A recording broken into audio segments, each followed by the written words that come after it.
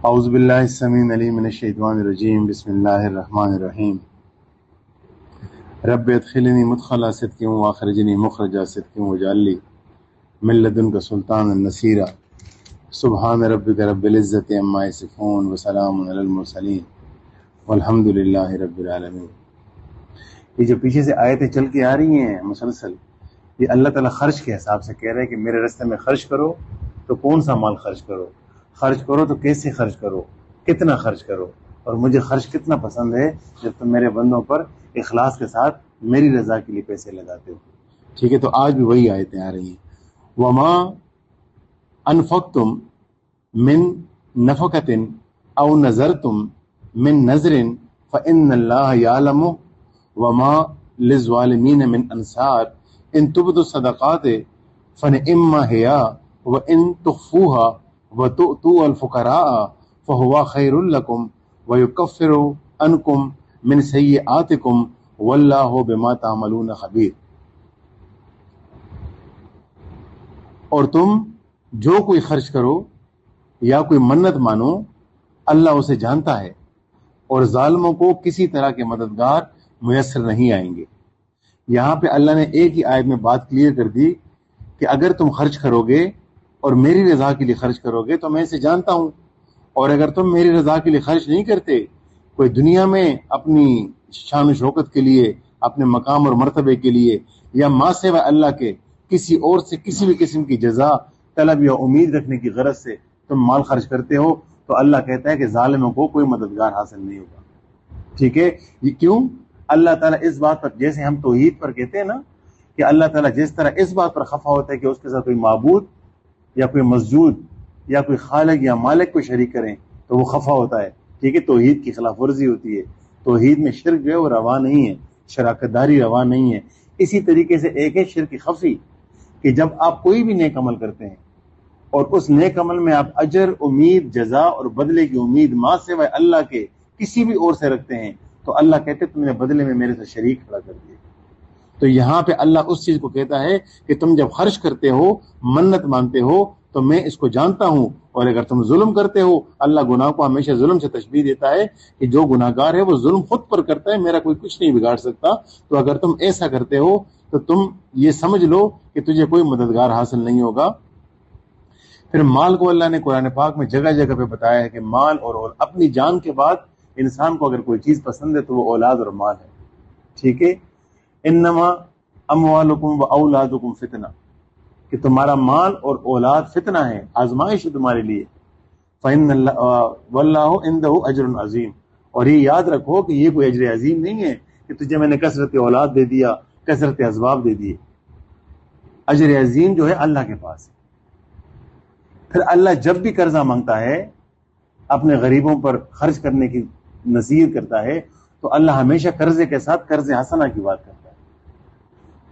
ان تقرض اللہ قرضا حسنا یضاعفہ لکم ویغفر لکم واللہ شکور علیم۔ اگر تم اللہ کو قرض حسنہ دو گے تو اللہ اس کو کئی گنا، قرض حسنہ کیا کہ تم نے مال صرف اس لیے دیا کہ اللہ خوش ہو جائے، اللہ کی رضا، اللہ کی خوشنودی کے لیے دیا۔ ان تقرض اللہ قرضا حسنا یضاعفہ لکم ویغفر لکم، تو اللہ تجھے معاف بھی کر دے گا، تیری بخشش بھی کر دے گا، اور اس کو کئی گنا بڑھا دے گا۔ اس لیے اللہ شکور حلیم ہے۔ یہ بات سمجھ لو کہ جب تم اللہ کی خوشنودی کے لیے خرچ کرتے ہو تو اللہ سے بڑا قدردان اور اللہ سے بڑا بردبار اور اس کائنات میں کوئی بھی نہیں۔ پھر دوسری جگہ اللہ سورہ مزمل میں وَأَقِیمُوا الصَّلَاةَ وَآتُوا الزَّکَاةَ وَأَقْرِضُوا اللَّهَ قَرْضًا حَسَنًا وَمَا تُقَدِّمُوا لِأَنفُسِكُم مِّن خَيْرٍ تَجِدُوهُ عِندَ اللَّهِ هُوَ خَيْرًا وَأَعْظَمَ أَجْرًا وَاسْتَغْفِرُوا اللَّهَ إِنَّ اللَّهَ غَفُورٌ رحیم، کہ اقیموا الصلاۃ وآتوا الزکاۃ، نماز ادا کرو، زکوٰۃ ادا کرو، اور اللہ کو قرض حسنہ دو، اور جو کچھ بھی تم آگے بھیجو گے تم اللہ کے ہاں اس کو کئی گنا زیادہ پاؤ گے، اللہ کے ہاں اس کو کئی گنا زیادہ پاؤ گے۔ اور استغفار کرو۔ استغفار کیا ہے؟ دو چیزیں ہم مکس کرتے ہیں۔ اس پہ انشاءاللہ اس ٹاپک کو ہم نے بڑا اچھا تیار کیا ہوا ہے قرآن کی روشنی میں نا۔ ایک ہے اللہ کے دو صفات ہیں، اگر وہ غفور ہے تو ساتھ رحیم ہے، وہ تواب ہے تو ساتھ رحیم ہے۔ رحیم تو سیم آ گیا، اس لیے کہ وہ جب تمہیں بخش دے گا تو تجھے دوبارہ اس گناہ کے قریب جانے نہیں دے گا. یہ رحیم کی صفت ہے. اور اگر تواب ہے تو تواب کا مطلب یہ ہے توبہ سے نکلا ہے. اب تواب کو ہم اس کو مس کرتے ہیں کہ غفور بخشنے والا, گناہوں کی بخشش کرنے والا, ٹھیک ہے. اور تواب کیا ہے؟ تواب وہ ہے جو تجھے توفیق دیتا ہے کہ تم اس کی طرف رجوع کر لو, جو تمہیں توفیق دیتا ہے کہ تم اس کی طرف رجوع کر لو, اس کی طرف منہ موڑ دو گناہوں سے. کیسے؟ 3 بنیادی چیزیں ہیں توبہ کے لیے. توبہ کے 3 بنیادی شرائط ہیں. آپ نے کوئی گناہ کیا, گناہ کے بعد آپ کو احساس ہوا کہ آپ نے احکام خداوندی کو پاؤں تلے رون دیا, یہ پہلی شرط ہے. دوسری شرط یہ ہے کہ آپ نے گناہ کیا, اب اس گناہ کی بے چینی آپ کا دل پھٹا جا رہا ہے. ایک ذلت اور رسوائی کا ایک احساس ہے جو آپ کو جینے نہیں دے رہا. پچھتاوے کی لذت ہے جس میں آپ محظوظ ہو رہے ہو. ایک پچھتاوے کا ایک عذاب ہے جو آپ کے سر پہ پڑا ہوا ہے. آپ کہتے ہیں یا اللہ کس طرح مجھے آج سکون مل جائے, دوبارہ میں قریب نہیں جاؤں گا. اور تیسری چیز یہ کہ آئندہ دوبارہ نہ کرنے کا تہیہ کرنا. یہ 3 چیزیں جب اکٹھی ہو جاتی ہیں تو یہ ندامت ہے, اس میں شرمندگی ہے, اس میں پچھتاوا ہے, اس میں پشیمانی ہے. تو یہ بنیادی ایلیمنٹ ہے کہ جب آپ کو اللہ توبے کی طرف راغب کرتا ہے, رجوع کرتا ہے. اب جب آپ توبے کی طرف مڑتے ہو تو ابھی تک میرا منہ گناہ کی طرف تھا, اب میں نے گناہ سے اللہ نے میرا منہ موڑا اور اپنی خوشنودی اور رضامندی کے لیے اللہ کی جانب میں نے منہ موڑ دیا, رجوع کر دیا. ٹھیک ہے, میں لوٹ آیا اللہ کی طرف. تو یہ لوٹنا, رجوع کرنا توبہ ہے. ٹھیک ہے. تو اللہ تعالیٰ پھر کہتا ہے کہ جب تمہارے دل میں یہ بے چینی ہو جاتی ہے گناہ کے کرنے سے, تو اب تمہارے بدن کے اندر کوئی آلہ نہیں ہے, کوئی ذریعہ نہیں ہے کہ جو اس بے چینی کو ختم کر دے. اس لیے کہ تمہارا وجود, تمہارا فعل جسمانی جو ہے وہ گناہ ہے. تمہارے وجود کے اندر گناہ کے علاوہ اور کوئی سرشت ہے ہی نہیں. تبھی تو آدم کو اختیار دیا تو سب سے پہلا گناہ ہوا کہ گناہ جو ہے وہ فعل جسمانی ہے. جسم کا فعل جو ہمارے جسم کا جو ہمارا یہ وجود ہے, اس کا بنیادی فعل گناہ ہے. توبہ جو ہے وہ توحید ربانی ہے. توبہ اللہ جو موڑتا ہے انسان کو اپنے دین کی طرف, اپنے آپ کی طرف, وہ صرف اللہ کی عنایت ہے. اور جب آپ کو یہ بے چینی آتی ہے نا دل میں, تو اس بے چینی کو ماں سوائے اللہ کے توبے کے ذریعے وہی ختم کر سکتا ہے. باقی اس گناہ کے بعد پچھتاوے کے احساس کو آپ کے اندر کی کوئی چیز بھی ایسی نہیں ہے جو اس کو ختم کر سکے. تو اس لیے اللہ کہتا ہے کہ تم نے گناہ کیا کیونکہ تم گناہ ہی کر سکتے ہو. نیکی کی توفیق تو تیری ہے ہی نہیں, وہ تو میں دیتا ہوں. توفیق کیا ہے؟ توفیق اللہ کہتا ہے یہ نیکی کی قدرت ہے, یہ خیر عمل کی طاقت ہے جو میں دیتا ہوں, پاور آف گڈ ول. ٹھیک ہے, کہ آپ جب نیک کام کرتے ہو اس کی جو آپ کو اللہ طاقت عطا کرتا ہے تو یہ توفیق ہے. نیکی کرنے کی قدرت اللہ آپ کو عطا کرتا ہے, یہ توفیق ہے. اور آپ ہر گھڑی, ہر قدم پر جب اللہ کی طرف پلٹتے ہیں تو یہ توفیق ہے. ٹھیک ہے, تو یہ اس کو کسی وقت کریں گے انشاءاللہ. میں اس کو اگر آپ سمجھے نا. اچھا, پھر تمام انبیاء, سر جتنے بھی انبیاء ہیں ان کی فضیلتیں اس بات پر ہے کہ انہوں نے ایک ایک قدم کے اوپر جو ان کی اپنی انڈرسٹینڈنگ کے مطابق انہوں نے اگر کوئی کام خالصتاً اللہ کی رضا کے لیے ہوا, لیکن جو ان سے کمی بیشی کا ایک سرزد ہو جاتے ہیں نا, جس طرح حضرت سلیمان کے پاس گھوڑے آئے, ان سے عصر کی نماز قضا ہو گئی. انہوں نے پھر سب سے پہلے کام یہ کیا کہ 20,000 گھوڑوں کی پہنچے اور ان کی گردن کاٹ دی کہ مجھے اس چیز نے اللہ کی یاد سے غافل کیا. اور پھر اللہ نے ان کو ان گھوڑوں کے عوض وہ ہوائیں عطا کی جو ان کے مسخر تھی, جدھر چاہتے تھے ہوائیں ان کو اڑا کر لے کے جاتے تھے. اور وہ ہوائیں تابع تھی, رخ ہواؤں کا سلیمان کے حکم سے بدلتا تھا علیہ السلام. اور حضرت داؤد نے جب توبہ کی, داؤد علیہ السلام کو کیا ہوا, ان کی 99 بیویاں تھیں, بڑی سلطنت اللہ نے دی تھی, 99 بیویاں تھیں. تو اس وقت شرع میں یہ جائز تھا, اگر آپ کو کسی کی بیوی پسند آتی ہے یا وہ آپ سمجھتے ہیں کہ دین کے لیے کچھ اچھا کام کر سکتی ہے, تو آپ اس کو اس شوہر کی موجودگی میں انویٹیشن بھیجتے, اور وہ اگر چاہتی تو اس سے وہ فارغ ہو کے آپ کے نکاح میں آ جاتی. یہ اس کو شریعت میں جائز تھا. تو حضرت داؤد علیہ السلام نے کیا کیا کہ ان کو ایک عورت پسند آئی, چاہے وہ اپنی ذات کے لیے یا اس سے کوئی دین کی خدمت لینا چاہ رہے تھے, یہ بات کلیئر نہیں ہے, لیکن ان کو وہ پسند آئی تو انہوں نے کیا کیا کہ ان کو خط بھیجا, انویٹیشن بھیجی, دعوت نامہ بھیجا کہ تم اگر اپنے شوہر کو چھوڑو میری نکاح میں آنا چاہو تو میں تمہیں تیار ہوں تمہیں لینے کے لیے.